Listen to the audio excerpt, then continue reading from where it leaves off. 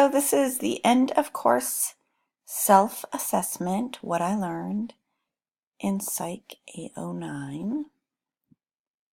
Our first objective, I actually combined our first and second objectives.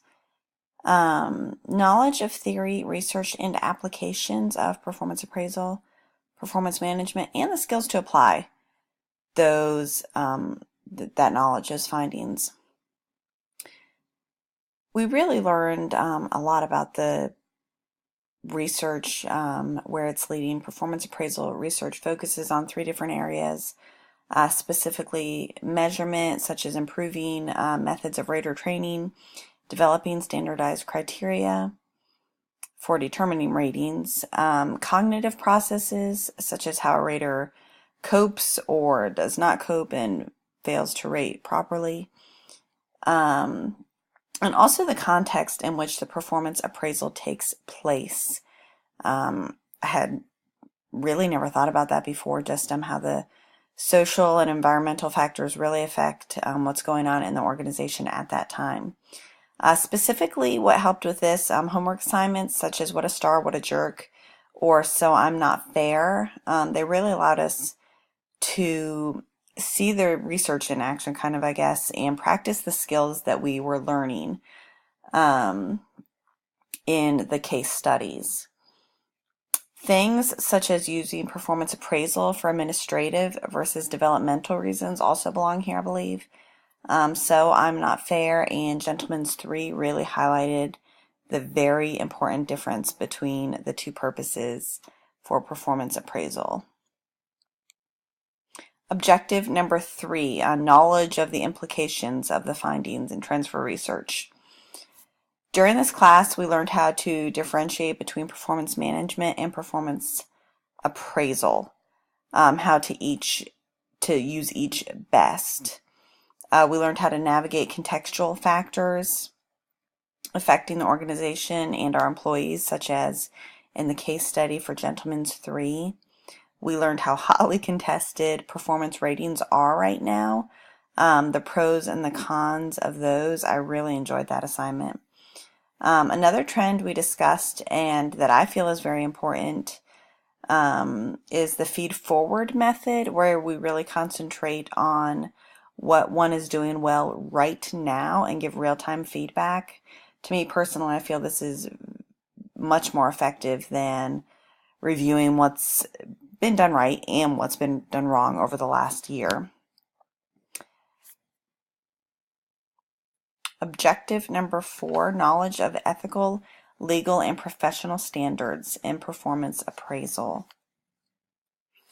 In case studies such as What a Star, What a Jerk, we learned various ways in which to handle issues of ethical matters, such as working with a jerky subordinate, and do you fire them? Do you put them in a different position? Do you get them away from your other employees? What do you do there? In Gentleman's 3, we learned about the intricacies of merging 2 companies and the legal and professional standards that must be maintained when doing so. We detailed ethical, legal, and professional matters both in reading quizzes 3 and 7. Again, both assignments that I enjoyed. I also believe grade inflation belongs under this category. While it's not illegal, it is hard to maintain ethical and professional standards when ratings are not standardized and responses are too subjective, not objective.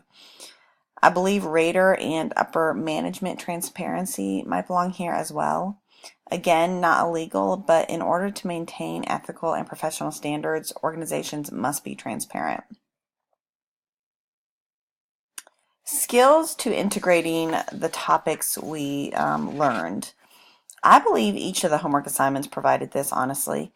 In our reading assignments, we were given the opportunity to dig deeper into issues we may have overlooked, such as rater training. I probably would not have paid as much attention to that if we had not had specific assignments regarding it. In case studies, we were presented with problems to solve utilizing research we had read.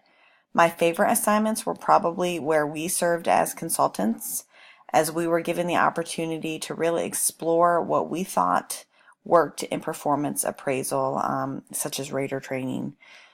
or what did not work. Specifically, assignments such as consulting with Nathan Powers via email about multi-source feedback, or how to solve WCC Pharmaceuticals problems integrating their leadership assessment really helped with this. The group assignment really detailed how to incorporate rater training, and in my group's case, frame of reference training as well. Again, that's something I might have overlooked, and I actually really appreciated and enjoyed the extra homework in that area to really just kind of like dig into that. Additional objectives. I think I chose two good ones. Learn how to effectively give constructive feedback that leads to increased productivity and quality of work, and learn how to give effective feedback on performance throughout the year, some of which we've already discussed a little bit. As our text points out, constructive feedback given in a positive manner is better accepted than negative feedback. They discussed how to give positive feedback even for poor performance, and watch how it really changes the performance of the individual. I actually got to practice this with some of the volunteers on my team. I needed better performance, and so I really praised what they were doing well, and even praised what they were doing not quite as well to kind of like motivate them to do it, and it really worked, and really improved their performance in that area. Also in the discussion of feed forward, which I'm really a fan of. I think it takes a lot of the stress and pressure off of the year-end review, so it's not like some great big scary, oh, have I done everything right over the past 12 months, but really puts the focus more on this is what's excellent, this is what we need to improve, how can we move forward in this. I really enjoyed this class. It was a lot of homework. It was a ton of reading. I think it was maybe a little bit much for a 6-week course. But I really enjoyed the case studies and consulting projects just because I feel like I learned so much in this class about how to actually do a performance appraisal. I would not feel completely overwhelmed if I were asked to do one in real life, definitely because of this class.